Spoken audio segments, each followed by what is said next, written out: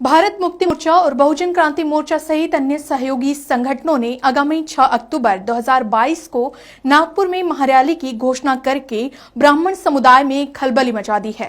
ब्राह्मण समुदाय में खलबली के पीछे बताया जा रहा है कि यह महारैली भारत मुक्ति मोर्चा के राष्ट्रीय अध्यक्ष वामन मेश्राम की अगुवाई में होने वाली है।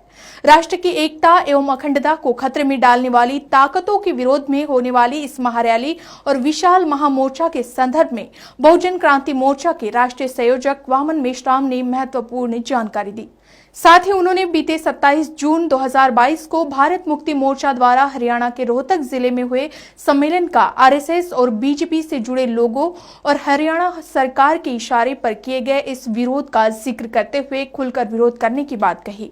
उनका कहना है कि कार्यक्रम को रोका जाना और संविधान के आर्टिकल 19 के तहत मौलिक अधिकारों का पुलिस की मदद से उल्लंघन करने के विरोध में यह महारैली आयोजित की जा रही है, जिसके बाद विशाल महामोर्चा निकालकर आरएसएस हेडक्वार्टर ले जाया जाएगा, जिसमें 1 लाख से ज्यादा लोगों के होने की संभावना जताई जा रही है।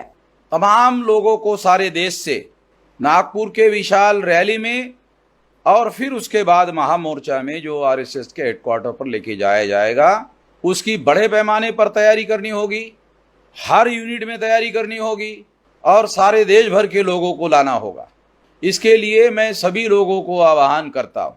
एक और बात भी मैं कहना चाहता हूँ कि हमारे पास मेरा फोन टेपिंग और विलास खरात का फोन टेपिंग किया गया और जो संगठन के तोड़फोड़ करने वाले लोग आरएसएस और बीजेपी के साथ मिली भगत से काम कर रहे हैं, उनको दिया गया ये धमकी देने के लिए कि हमने तुम लोगों का टेपिंग किया हुआ है, ये मौलिक अधिकार का उल्लंघन है।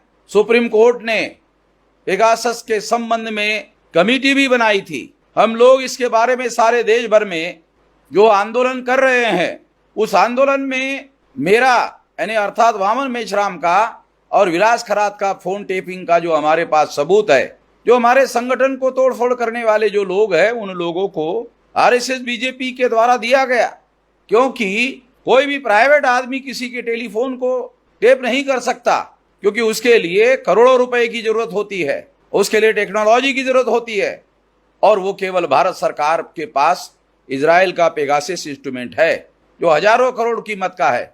इससे ये साबित होता है कि उन्होंने तोड़फोड़ करने वाले लोगों की मदद करने के लिए दिया है। इससे गद्दारों की मिलीभगत का भी पता चलता है, तोड़फोड़ करने वाले लोगों के आरएसएस बीजेपी के साथ मिलीभगत का भी पता चलता है। इससे ये बात सिद्ध होती है।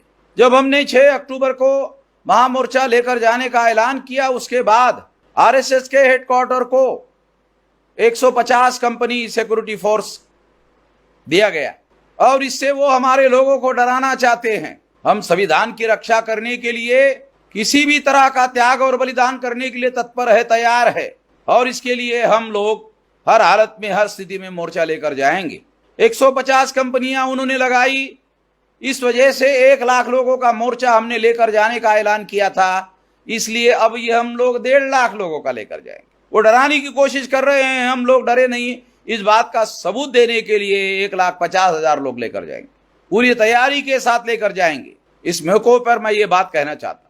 ब्राह्मण संगठनों द्वारा वामन मेश्राम को लगातार रोकने की कोशिश की जाती रही है। इससे यह साफ हो जाता है कि अब वामन मेश्राम को रोक पाना ब्राह्मण संगठनों के बस की बात नहीं है।